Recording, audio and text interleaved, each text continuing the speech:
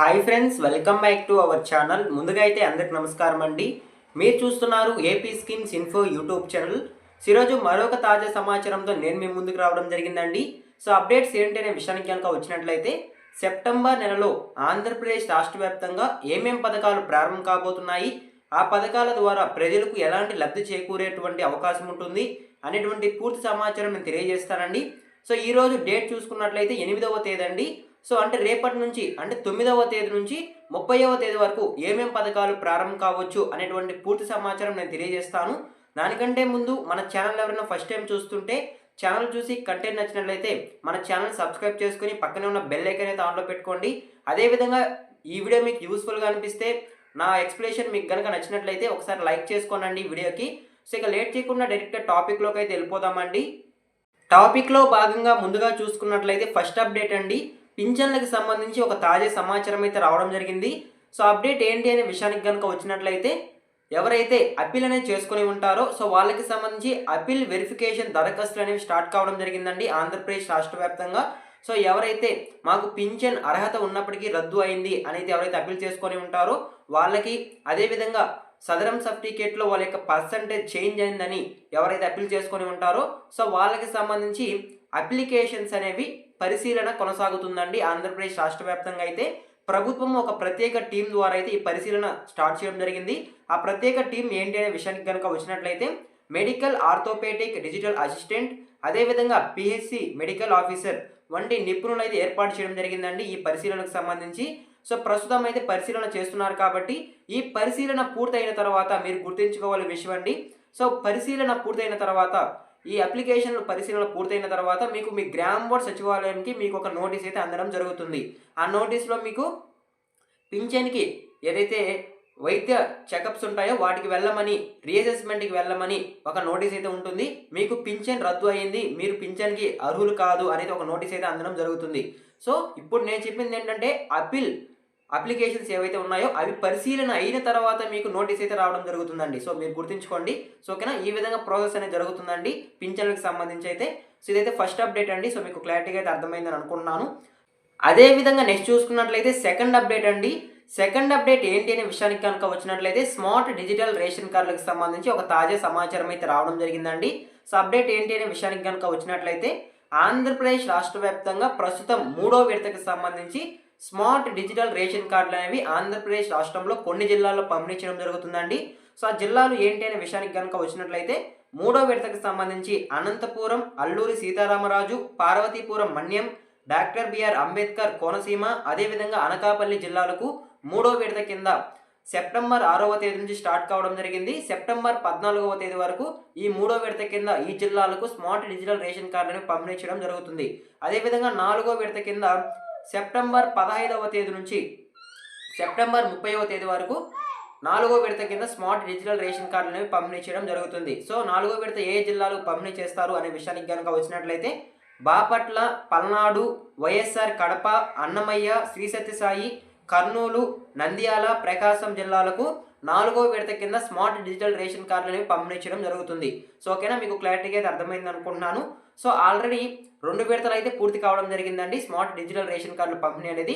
ఇప్పుడు 3వ విడత, 4వ విడత, ఇంకొక 2 విడతలు అయితే మిగిలి ఉన్నాయి. సో ఇవి కూడా ఈ నెలలోనే సెప్టెంబర్ 30వ తేదీ లోపల అయితే పూర్తి చేయడం జరుగుతుంది. సో ఓకేనా, మీకు క్లారిటీగా అయితే అర్థమైంది అనుకుంటున్నాను. సో ఇదేనండి రేషన్ కార్డులకు సంబంధించి వచ్చిన తాజా సమాచారం అయితే. సో ఓకేనా, అదేవిధంగా నెక్స్ట్ అప్డేట్ చూసుకున్నట్లయితే థర్డ్ అప్డేట్ అండి. వర్క్ ఫ్రమ్ హోమ్కి సంబంధించి సర్వేకి సంబంధించి ఒక తాజా సమాచారం అయితే రావడం జరిగింది. సో అది ఏంటి అనే విషయానికి కనుక వచ్చినట్లయితే, ఆంధ్రప్రదేశ్ రాష్ట్ర వ్యాప్తంగా ప్రస్తుతం కౌజులం సర్వే అనేది చేయడం జరుగుతుందండి ప్రభుత్వం అయితే. అసలు ఈ కౌజులం సర్వే అంటే ఏంటి, ఎవరికి చేస్తున్నారు, చివరి తేదీ ఏంటి అనేటువంటి పూర్తి సమాచారం నేను తెలియజేస్తానండి. సో ముందుగా కౌజులం సర్వే అనేది ముందు జరిగిన వర్క్ ఫ్రమ్ హోమ్ సర్వేకి ఎవరైతే ఇంట్రెస్టెడ్ అని ఆప్షన్ ఇచ్చారో వారి యొక్క పేర్లు అనేవి ప్రస్తుతం రావడం జరిగిందండి. సో ఎవరికైతే పేర్లు అనేవి వచ్చి ఉంటాయో సో వాళ్ళ పేర్లను చెక్ చేసి వాళ్ళకి డాక్యుమెంట్ వెరిఫికేషన్ అనేది ప్రభుత్వం చేయడం జరుగుతుందండి. సో వాళ్ళు suppose 10th class, inter, degree, pH, IIT, diploma ఈ కోర్సు కనుక చేసి ఉంటే వాళ్ళ కోర్సుకి సంబంధించి వాళ్ళ యొక్క వివరాలు అనేవి తీసుకొని డాక్యుమెంట్ వెరిఫికేషన్ అనేది చేయడం జరుగుతుందండి ఆంధ్రప్రదేశ్ రాష్ట్ర వ్యాప్తంగా.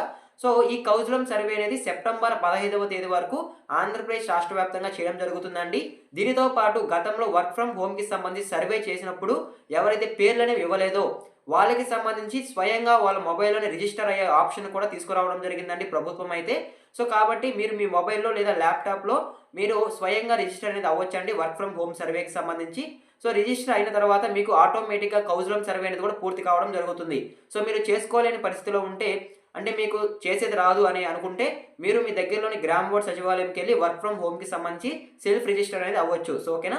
సో, ఈ విధంగా వర్క్ ఫ్రమ్ హోమ్‌కి సంబంధించి కూడా ఒక తాజా అప్డేట్ అయితే రావడం జరిగిందండి. సెప్టెంబర్ 15వ తేదీ వరకు కౌజులం సర్వే చేయడం జరుగుతుంది.